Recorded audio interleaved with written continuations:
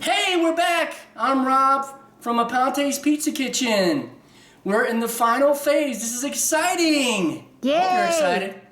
Yeah, I know there's a lot of videos I'm doing, but the purpose of our videos is just share the love and the knowledge we have on making great pizzas, great food. We put a lot of love in it, and a lot of love will come out of the oven as well. So there'll be good fruit that comes out of this. All right, so we're going to go ahead and take the dough ball out, but before I do that, I have a coating flour that I'm going to put on here. You can use white rice flour, or I'm using semolina, which gives you a nice texture, and a lot of New York pizzerias use semolina as a textured type flour. So I'm going to put this around here, coat it. So when I'm forming the pizza dough, it doesn't stick to anything. It'll just naturally form. All right. So this one's been in room temperature for a while, so it grew dramatically. And you'll see they're huge. I had to pinch it a little bit because it had some bubbles, but you have to be very gentle when you're taking these dough balls out, because when they start bumping up against each other, you just want to take your time. So I'm zooming in here so they can see what they look like. So I'm getting the edge here. I'm going nice and slow, and then this is where it's kind of. I'm going to put some more semolina flour in here. Make sure it's separated. There you go. I'm going to put this dough ball. It's huge. It's for 16-inch, and then I'm going to cover this. I'm going to make a pesto pizza later, but I already did a video on forming the pesto pizza dough. So that's another video that I'm going to share on our new YouTube page. So I'm just going to coat this a little bit here with the semolina. It's pretty big. It's just for 16-inch New York style pizza. We're going to do pepperoni. All right.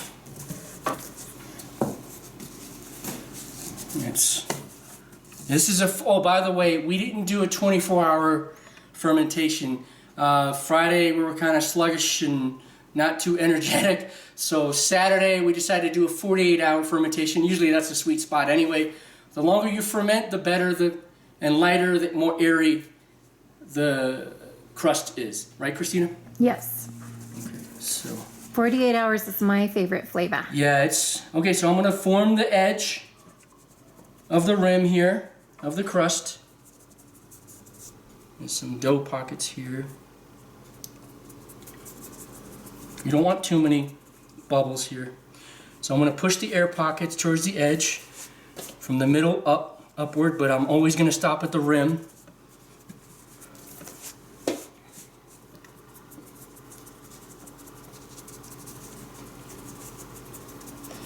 I'm excited about this dough. Our sourdough is maturing. It's over 6 months, so it's just getting better and better and better. Sourdough is much healthier for you because it kills the lectins that are naturally occurring in the wheat. Within the first 8 hours of fermentation, it does that. So sourdough starter is very good for any kind of bread you're making, especially loaves, sourdough loaves, baguettes, English muffins, you name it, croissants. Many people that gain weight or have health problems when they eat wheat here in America don't have problems when they eat bread and pizza in Italy. Yeah, because more lighter and airy. in many places in Europe, they still practice the yeast rising method for making bread. Yep. Whereas in America, there are hardly any bread makers that care too much about that. It is becoming more of a trend. You are starting to see more sourdough culture in bread recipes in the bakeries of the stores. Like we buy a really nice sourdough garlic bread at Sprouts that we really like, that has sourdough culture in it, but it's not very common in restaurants. You know, when you try to eat especially fast food and typical chain restaurants, you're rarely ever going to find anything that has a yeast rising method and sourdough served for their bread. You're seeing more and more artisan bakers though that are doing what they're doing in Europe out here, and you're seeing more of them pop up. There's like 2 or 3 of them in Colorado Springs out here, but there's more and more of them that are doing it the way they doing it the old way we did it thousands of years ago, and it's just we're kind of going back to the past with that. So I have another video where I went over detail of how I formed the dough, but this is what I'm bringing it up. I'm allowing gravity. I'm going through the edges of the rim, not through the middle, because you could cause a hole. And you could go clockwise, counterclockwise, and you're just allowing gravity to spread the crust. Trying to get it to 16 inches. 16 inches would be this exterior red here measurement.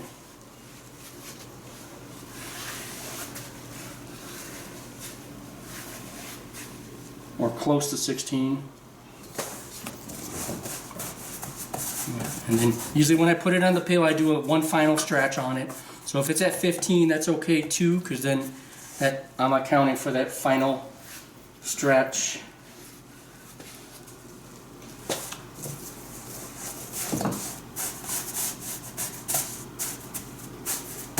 Okay, so let's get that peel ready.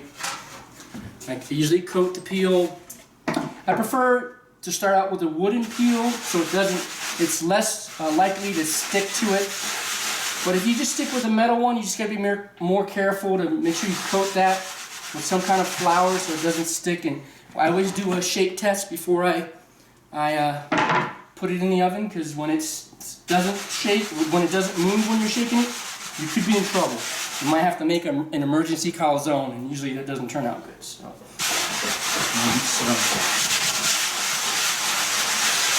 All right. So I'm gonna put this in here.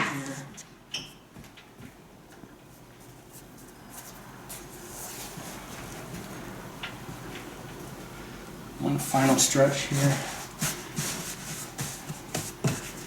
And like I mentioned in the other video, our first video, for home oven purposes, I usually just put sauce on this when I coat it with a little olive oil on the rim. For just 2 minutes I put it in the oven, and then I bring it back out. I don't put everything on it the first time around because the cheese will burn. So at professional ovens, they cook way quicker. This one's a fairly quick cook. It's about 5 to 6 minutes. I'm using a steel stone, which is a much quicker cook. I preheat it for 550 degrees, and that absorbs, the steel stone absorbs more heat, and then it transfers more heat quicker.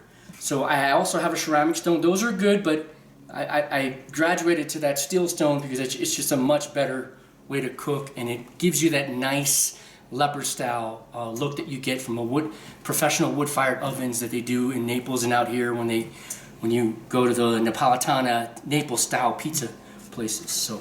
And it especially turns out better if it's on convection roast setting of your oven.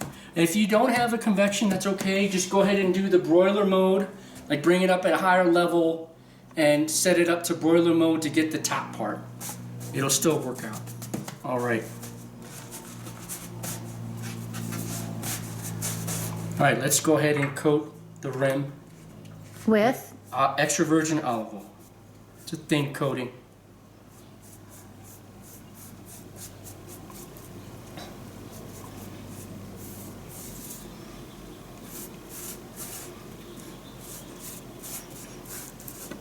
Okay, so let's put the sauce now. This is the sauce that I made before from that recipe that we shared. It's not okay, so cool down. I don't put too much in the first coat because I don't want to overwhelm the dough. But I do put, I'm a sauce guy. I like kind of a little bit of everything, but I do put a little bit more when I bring it back out to put the rest of the ingredients, because I love how this sauce turns out.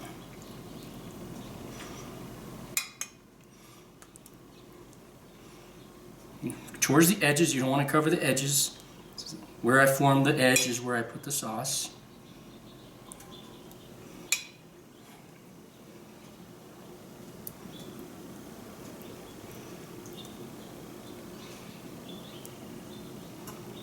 I think this should do it for now.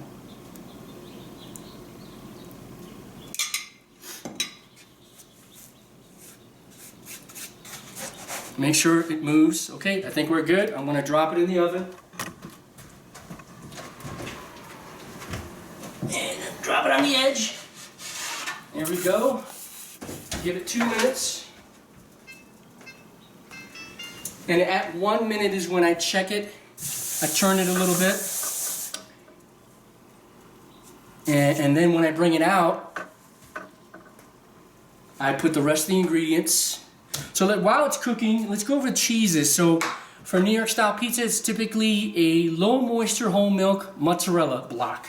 And it looks like this. It's a solid block of cheese. It's not soft like fresh. This is a buffalo mozzarella. So fresh mozzarella is typically kind of in like it has a water base. It's not a solid piece of cheese. So and I usually have to drain more water out of it, but it's stored in a cold water container. And the best as far as New York style cheese that they use, low moisture whole milk mozzarella. In local markets, you could, as far as Walmart sells a block of low moisture whole milk mozzarella. Let's check the pizza here. Looking beautiful. Look at that. 1 more minute. We'll turn it around a little bit. It's 2 minutes. So Walmart sells a block of low moisture whole milk mozzarella.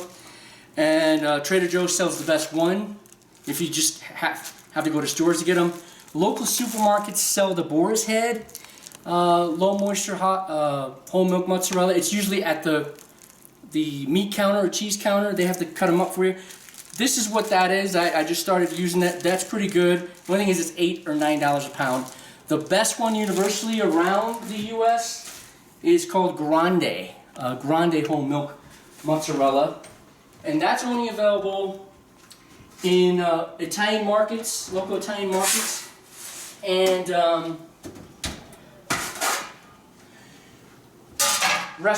usually the big businesses have them, or the pizza businesses have them because they're commercial businesses. But I haven't been able to find any Italian markets in Colorado Springs that carry Grande. It's a Grande cheese company is an Italian cheese company in Wisconsin. They make amazing cheeses. And their low moisture whole milk mozzarella. This is a Trader Joe's brand, which is excellent. But theirs is probably the best we've had, right, Christina? It's very tasty.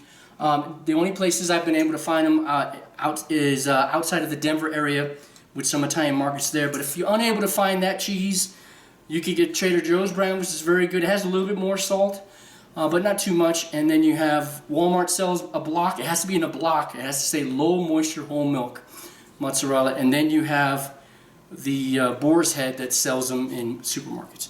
Okay, let's proceed here. And some people might have the question, why do you buy blocks? Why don't you just go get some grated cheese and make your life easier? That's a great question. So we are staying away from any kind of pre-shredded format of mozzarella cheese because most companies use caking agents in the form of cellulose and potato starch. And that kind of changes the flavor profile, the original intended flavor profile of the cheese. So this is why I just freshly shred them from the blocks. And this is the original formula of that cheese that they got. So I'd rather not allow any other variable to change that flavor profile. And potato starch adds way more carbs to that. So we recommend staying away from any kind of pre-shredded mozzarella. Just get them in the blocks, the low moisture whole milk mozzarella. The fresh cheeses, obviously they're soft, so they're not. But we also do the same with our Pecorino Romano. There's no kicking agents in those as well, or Romano or Parmigiano Reggiano. They sell them solid, and you can just freshly grate them. And when you freshly grate them, there's something about the taste. It's just different. But definitely, I recommend getting them in blocks. And how does my favorite cheese come? So buffalo mozzarella is a fresh form of mozzarella, and it's from water buffalo, and it's an A2 source of casein. dairy, casein dairy. So you want to expand on that, Christine? So A2 casein is from non-mutated cows. They actually are much healthier for you when you eat the dairy from the A2 casein cows. They're very, very sparse in America. However, Sprouts has started to carry A2 milk and A2 creamer. Yeah, much healthier. But they are from Guernsey cows and Jersey cows. And there are some farms that are starting to raise those kind of cattle here in America, but few and far between. And so one of the most available cheeses we can find from A2 milk is the Buff Mott's, which is at Whole Foods on a regular basis. Yeah, and just for Americans that are not familiar with A2 cows, so when we say Jersey cows, we don't mean New Jersey. We mean Jersey, UK. There's Channel Islands that have both the Guernsey cows and the Jersey cows, right? Yeah. They have like a blend of that amazing dairy. So with the Buff brand, so we get a Buff brand, and it's sold at Whole Foods, and it's from South America, Colombia, and it's non-GMO, pasture-raised, and grass-fed. And so it's an excellent brand, and it's not too expensive either. It usually runs around $7. They sell two versions, one that's like two giant balls, and this one has small ones, like these here. And so that's probably my favorite. So that's one option. If you have a Whole Foods, they sell buffalo mozzarella. And so it's very good. It's just a sweeter, more buttery texture. It's just an amazing cheese. And then if you don't have a Whole Foods, or if you can't get to Whole Foods, at least Kroger type stores sell the Murray brand of cheese, which is from, I think they import the cheese from Europe, but it's from the Northeast. And they also make a buffalo mozzarella as well. And is it called Murray Buffalo Mozzarella? It's Murray's cheese, and then the actual brand is, buffalo mozzarella. Okay. Yeah. Okay, so I just added more sauce here. Let me finish doing that. I'm a sauce guy.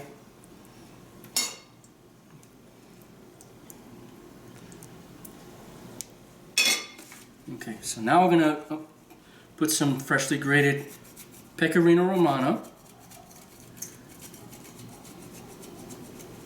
So we're going to use three cheeses. We're going to use Pecorino Romano, buffalo mozzarella, and low moisture whole milk mozzarella. I like to do that blend. And more people that are artisan pizza makers are doing more natural blends and just changing the styles. Everybody's different, and they're trying to give you better flavor profiles, and we're trying to do the same. So I'm going to start out with the low moisture whole milk mozzarella. And really, if we were using my two favorite cheeses today, we would be using the Buffalo Mott's, like we just talked about, and my other favorite one, which is Grande. That's the one I mentioned earlier, yeah. Okay. The Grande one is a low moisture whole milk mozzarella. That's the best one we could find, but again, you can't find that typically in stores. You can only find them in Italian markets as far as for consumer use. Usually it's just for retail or businesses that make food. So, but yeah, that's our favorite, but harder to find. So this is the Trader Joe's brand, which is pretty good. I think it's the top. Well, one site had it ranked the top for stores, and it's not bad. $5 a pound, I think. Not bad at all compared to other places. Okay. I'm going to put some buffalo mozzarella. Mix it up a little bit.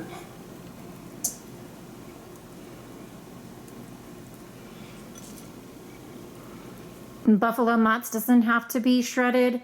It just breaks apart really easily. Yeah, it's soupy. So this is kind of a hybrid pizza. It's not a typical New York pizza you see. This is a hybrid of Naples style and New York style because it has the fresh mozzarella texture to it. Okay, I think that should do it for the cheeses. And now we're going to put some peppers. I usually get red ones, but we're trying this gold one. It's like a sweet texture to it. But you don't have to do that. You don't need peppers on here. It's just, this is what we do.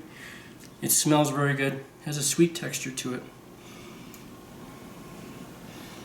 I discovered this at one place. I tried the topping, and wow, I was in Flavor Town. It was amazing. Right, Christina? Yep. Much better tasting than green pepper or red pepper. Yes, definitely. It's like a sweeter texture.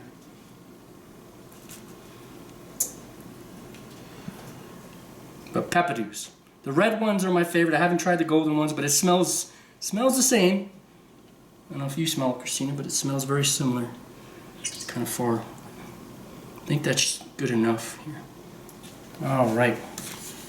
So now we're gonna put pepperoni. So this pepperoni, I got it from Whole Foods, the 365 brand.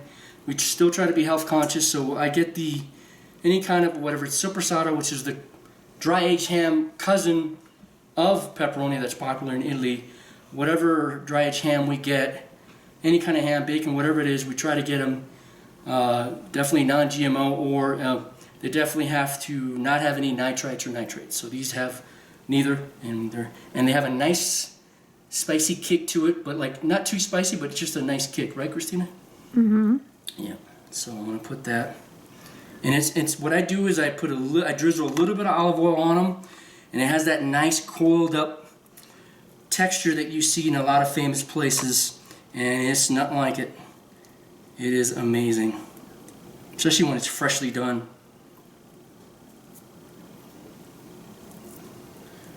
So usually I start with the outside first, then work my way in. And I know pepperoni's big time in the U.S. So, but in Italy, Supersada is big over there, and prosciutto is big over there, and Genoa salami, different kind of salami hams, dry aged hams that they use over there.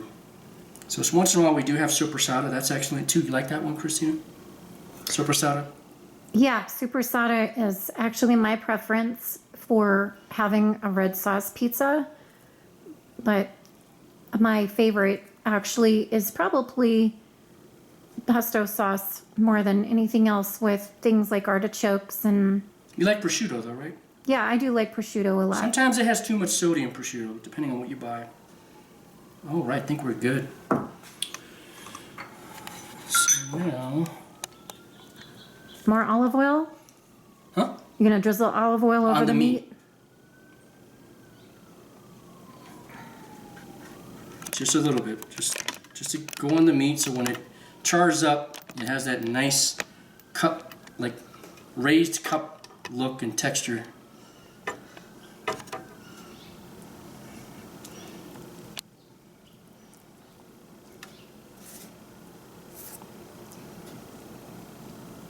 Okay, I think we're ready for flavor time. What do you think, Christina? Think we're ready. Okay, is that everything, Christina? Yeah, until you put the arugula on at the end. All right, so here we go. Let's check it out. We'll put it back in the oven for 4 minutes.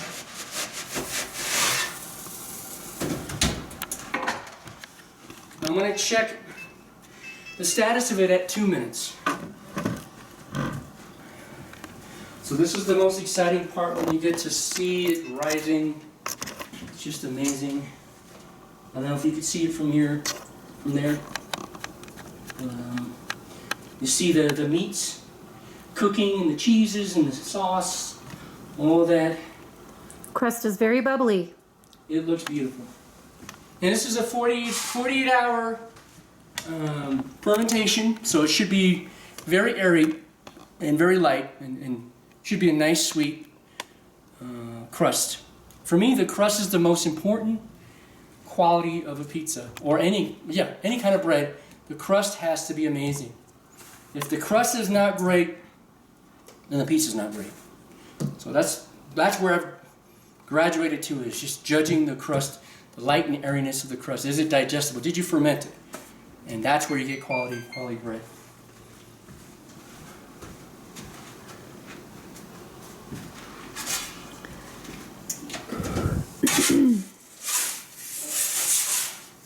I'm going to change it, move it around a little bit.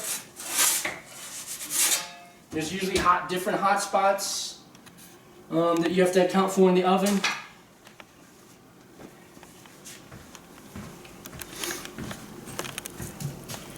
Anything else you want to add, Christina, while we're waiting for this? So you already talked about this on a previous video, but maybe someone's joining on this video, Yes. and I'm wanting to know What is it that stirred this strong passion within you to bring Italy over to your kitchen? Did you miss out on something really special this year? We were supposed to have our first European trip together in Italy. We were supposed to fly to Genoa, Italy, and go on a cruise with MSC Cruise Lines. And we were going to go to this beautiful coastal area in Italy called Cinque Terre, which means 5 towns, 5 coastal towns. And we've been planning that for years, and it was going to be a gorgeous trip. And then I was going to eventually make my way to Naples to go to the top pizza places in Naples to learn how they do things, learn how their standards of fermentation is, learn how that their higher standard of pizza making is, or just in general in all foods. Everything is considered, everything they do there is farm to table. So yeah, we missed out because of COVID. So are we rolling? Yes. Okay, welcome back. Our battery went out, sorry. Okay, I think this pizza's almost done. Can you zoom in? I'm zoomed in. Okay, can you come closer, honey? Remember what we talked about? I'm as close as I can get. You know what I mean? When you detach it on the top? Okay, yeah, I know, but I am really close right now. All right, do you see the curled up Yes, pepperoni? I do. It's very leopardy on the bottom, very bubbly, crispy looking. See the leopard? Yes, I do. It's very, very leopardy. Beautiful, huh? Beautiful, golden, bubbly crust. Yes. All right, let's take it out. I think it's done.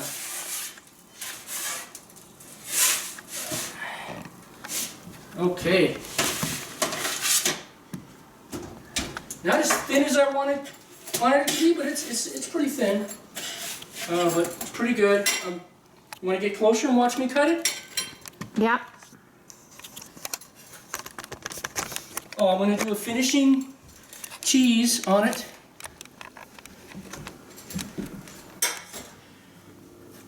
All right. Here we go.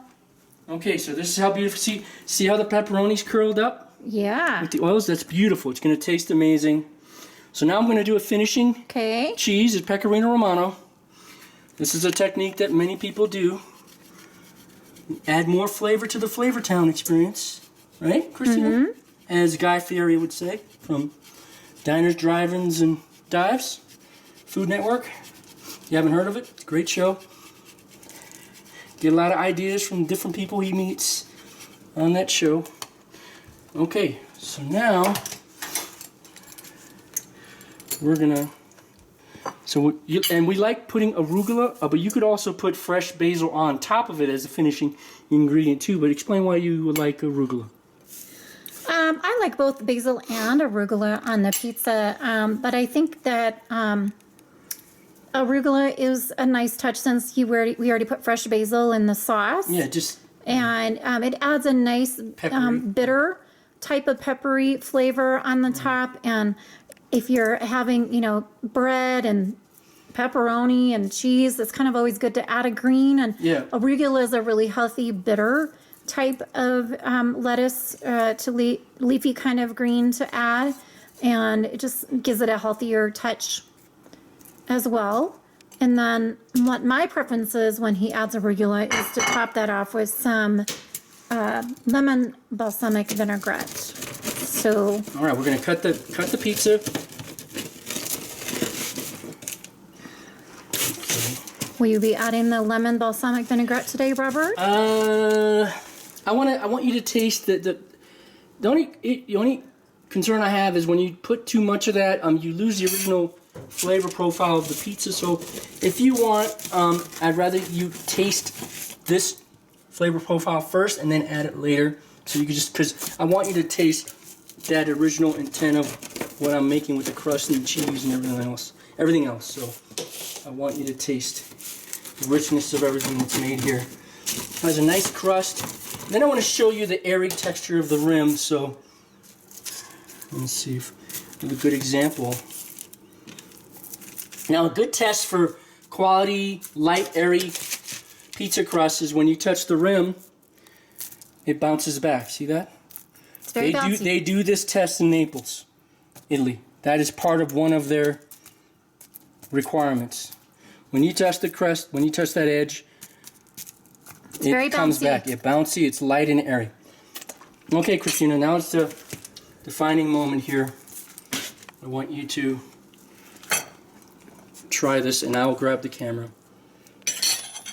And tell me what you think. You can be my Mikey. Mikey likes it.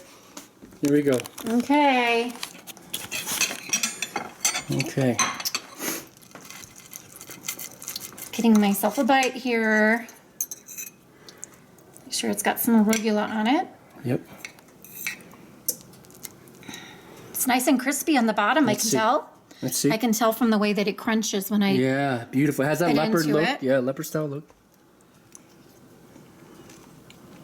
48 hour. Light and airy, right? Yeah. It's not hard to chew. Mm-hmm. And the cheese is very nice and creamy instead of stringy. Mm-hmm. So it's a good blend, right? A very good blend.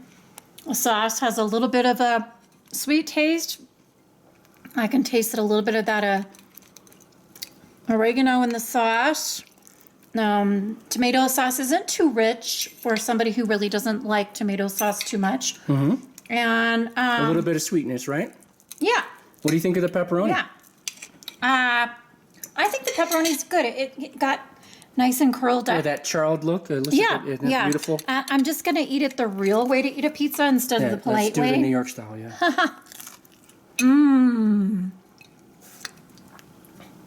That's even better. Eating it the real sloppy pizza way makes it taste even better. That's awesome. It's delicious, Robert. All right, so there you go. This is our example of a wonderful New York style pizza, made with love, made with great ingredients, and patience to share the quality and standard that we've learned from the European artisan bakers and pizza makers in Italy. So I hope you enjoyed this, and we'll be making more videos, and definitely when you get on our YouTube page, hit the thumbs up.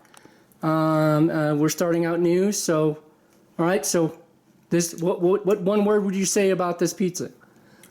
I would rate this a 4.5-star pizza, or 5 stars if I absolutely loved tomato sauce. Okay, so she's not a tomato sauce, but I would probably rate it really, really high, extremely high, maybe 4.8, 4.9. I don't know. I haven't bid it yet, but Christina's my taster. So anyway, I hope you enjoyed this video. You guys take care, and you have a good day. Bye.